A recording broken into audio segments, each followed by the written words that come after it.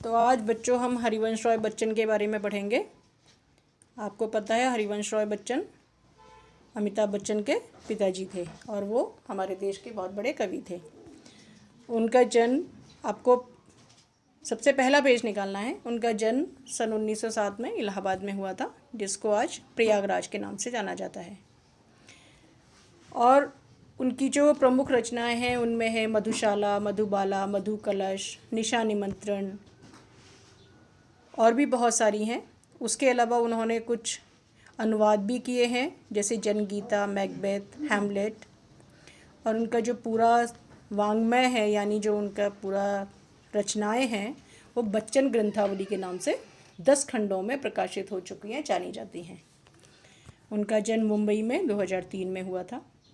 उनकी प्रसिद्ध जो लाइन है वो है, पूर्व चलने के बटोही बाट की पहचान कर ले, यानी किसी भी मार्ग पर चलने से पहले हे राहगीर अपने मार्ग की पहचान कर ले।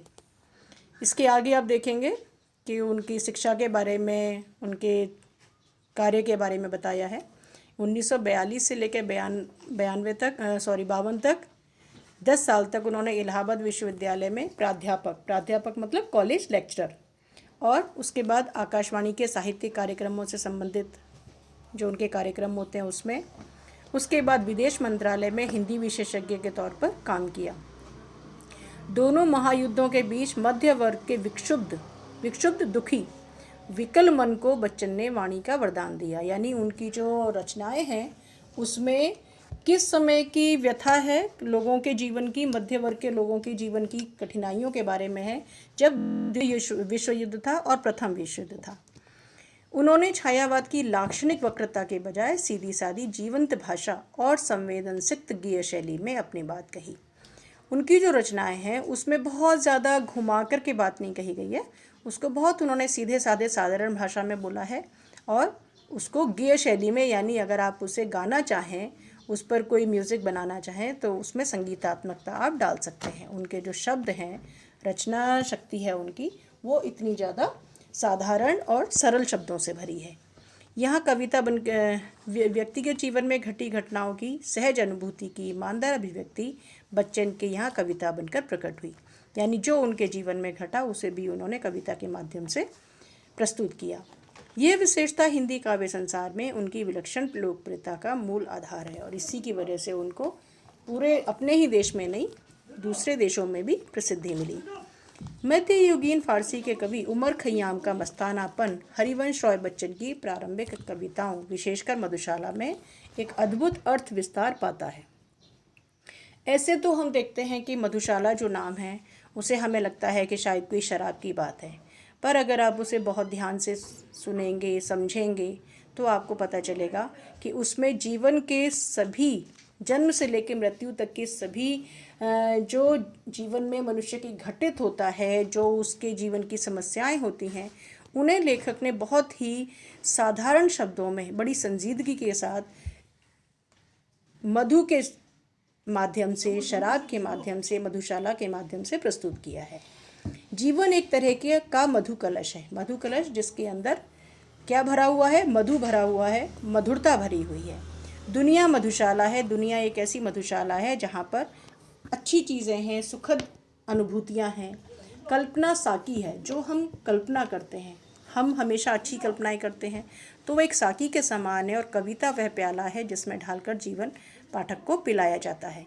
तो इस तरह से उन्होंने अपना बताया है कि मधुशाला जो उनकी रचना है वो क्या प्रस्तुत करती है। कविता का एक घूंट जीवन का एक घूंट है। जैसे जैसे हम कविता को पढ़ते जाते हैं हमें पता चलता है कि वो हमारे जीवन के ही किसी न किसी अंश को बता रही है, प्रकट कर रही है। पूरी तन्मयता से जीवन का घूंट भरें, कड़वा खट्टा भी सहज भाव से स्वीकार करें तो अंततः एक सूफियाना सी बेख्याली मन पर छाएगी।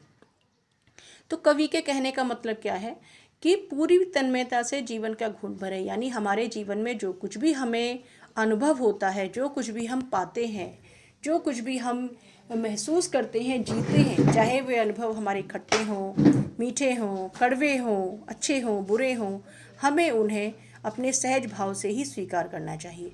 अत्यधिक सुख में हमें बहुत ज़्यादा आनंदित नहीं होना चाहिए और अत्यधिक दुख में हमें कोई गलत कदम नहीं उठाना चाहिए। तो इस तरह से उन्होंने उस तरीके को, उस तरह से जीवन से जीने को सूफियाना सी बेख्याली बताया है। एक के बहाने सारी दुनिया से इश्क हो जाएगा और तेरा मेरा के समस्त झगड़े काफूर हो जाएंगे, इसे बच्चन का हालावादी दर्शन कहते हैं। और बच्चन की जो ये रचनाएं हैं उन्हें हालावाद दर्शन के नाम से जाना जाता है। उसके बाद है उनकी युगबोध संबंधी कविताएं जो बाद में लिखी गई, उनका मूल्यांकन अभी तक कम ही हो पाया। यानी कि जो बच्चन की शुरू की आरंभिक समय की जो कविताएं थी उनका तो लोगों ने मूल्यांकन किया है, उस पर तो अपने विचार व्यक्त किए हैं, लेकिन उनके बाद की लिखी हुई रचना के बारे में अभी दूसरे लेखक जो हैं कोई टीका टिप्पणी नहीं कर पाए हैं। अब यहाँ पर देखिए, हमें एक आत्मपरिचय कविता थी जो इस साल ख़त्म कर दी गई है, आप लोगों को के लिए हटा दी गई है, वो आपको नहीं पढ़नी है। और दूसरी है निशा निमंत्रण। तो निशा निमंत्रण से एक गीत लिया गया है जिसको उन्होंने बताया है, जिसमें क्या है, अपने को जानना दुनिया को जानने से ज़्यादा कठिन है। यानी हम दूसरों को जानने का तो दम भरते हैं कि हम ये जानते हैं, वो जानते हैं, हम दूसरों के बारे में बातें करते हैं, लेकिन हमारे अपने अंदर क्या है, हमारे अंदर की जो अपनी कमियां होती हैं हम उन्हें नहीं समझ पाते। तो अब हम कविता स्टार्ट करेंगे,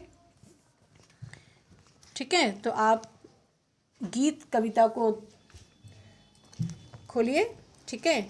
और आत्मपरिचय हम नहीं पढ़ेंगे, हम पढ़ेंगे गीत, निशा निमंत्रण से लिया गया है, जिसकी पहली लाइन है, दिन जल्दी जल्दी ढलता है, हो जाए न पथ में रात कहीं, मंजिल भी तो है दूर नहीं, यह सोच थका दिन का पंथी भी जल्दी जल्दी चलता है, दिन जल्दी जल्दी ढलता है।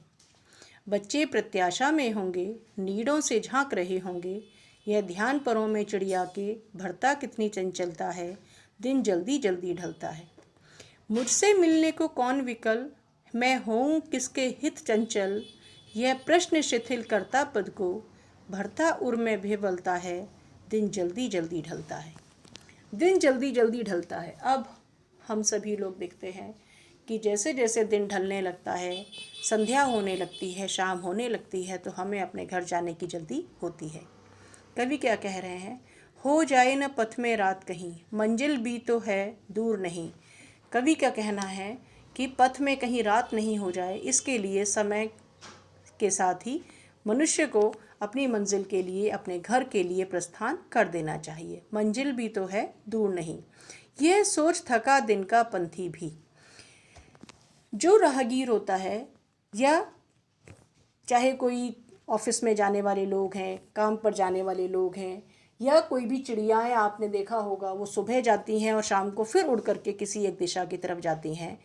तो हो जाए न पथ में रात कहीं, मंजिल भी तो है दूर नहीं, यह सोच थका दिन का पंथी भी जल्दी जल्दी चलता है। जैसे जैसे हम ये सब चीज़ें देखते हैं, जो जाने वाले राहगीर हैं वो देखते हैं कि शाम होने लगी है, दिन ढलने लगा है, तो वो अपनी मंजिल के लिए, अपने घर के लिए, अपने बच्चों के पास जाने के लिए चलने लगते हैं। और यह सोच दिन का पंथी भी जल्दी जल्दी चलता है, मंजिल भी तो है दूर नहीं, कि उन्हें अपना घर, अपनी मंजिल जो है वो अब दूर नहीं दिखाई देती, इसलिए उन्हें थकान का अनुभव नहीं होता और वे जल्दी जल्दी चलने लगते हैं। दिन जल्दी जल्दी ढलता है। बच्चे प्रत्याशा में होंगे, नीड़ों से झांक रहे होंगे। हम देखते हैं चिड़िया अपने बच्चों के लिए दाना चुगने जाती है, शाम को लौट कर आती है, अपने बच्चों को खाना खिलाती है। तो इस तरह से कवि कहते हैं कि बच्चे प्रत्याशा में होंगे। प्रत्याशा यानी बच्चे प्रतीक्षा कर रहे होंगे, इंतज़ार कर रहे होंगे, नीड़ों से झांक रहे होंगे, अपने घोंसलों से, नीड़ मीन्स घोंसला, घोंसलों से झांक रहे होंगे। यह ध्यान परों में चिड़िया के भरता कितनी चंचलता है। चिड़िया जब ये सोच रही होगी कि उसके बच्चे उसकी प्रतीक्षा कर रहे हैं, उसके इंतज़ार अपने घोंसलों से झांक करके कर रहे होंगे, तो उसे अपनी थकान का अनुभव नहीं होता, वो कोई समस्या के बारे में नहीं सोचती है, और वह उसका यही ध्यान बच्चों से मिलने की प्रत्याशा, बच्चों के पास पहुंचने की जो उसकी इच्छा है, उससे उसके पंखों में चंचलता भर जाती है, यानी उसकी जो गति है वो तीव्र हो जाती है, और वो सिर्फ अपने मंजिल के लिए, अपने घोंसले की ओर लौटने के लिए जल्दी जल्दी पंख फड़फड़ाती है, जल्दी जल्दी जाती है। दिन जल्दी जल्दी ढलता है, मुझसे मिलने को कौन विकल। अब कवि अपने बारे में बोल रहे हैं कि ये तो वो लोग थे जो सांसारिक जीवन से जुड़े हुए थे, जिनको अपने परिवार के पास जाना था, अपनी मंजिल तक जाना था, अपने घर लौटना था, अपने घोंसलों में लौटना था। कवि कहते हैं मुझसे मिलने को कौन विकल, मैं हूँ किसके हित चंचल।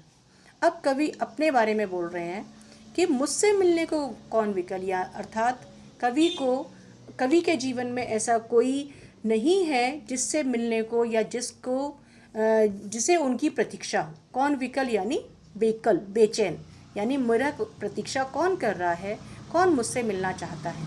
मैं हूँ किसके हित चंचल, यानी मेरा अपना इस संसार में कोई भी नहीं है, इसलिए मैं किसके प्रति चंचल होकर के अपने मंजिल तक, अपने घर तक जाने की जल्दी करूं।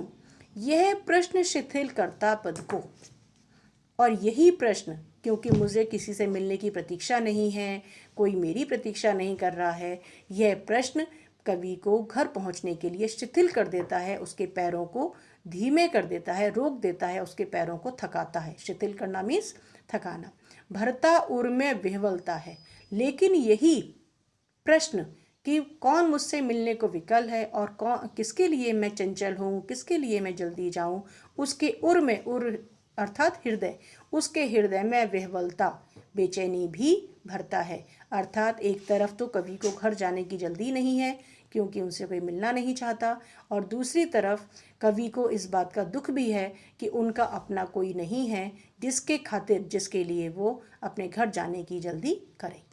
तो यहाँ पर दो चीज़ें हैं, कवि सांसारिक मोह माया से दूर भी हो चुके हैं, लेकिन उन्हें अपने वो सामाजिक बंधनों की जो बंधन है वो उनको अपनी ओर खींचते भी हैं।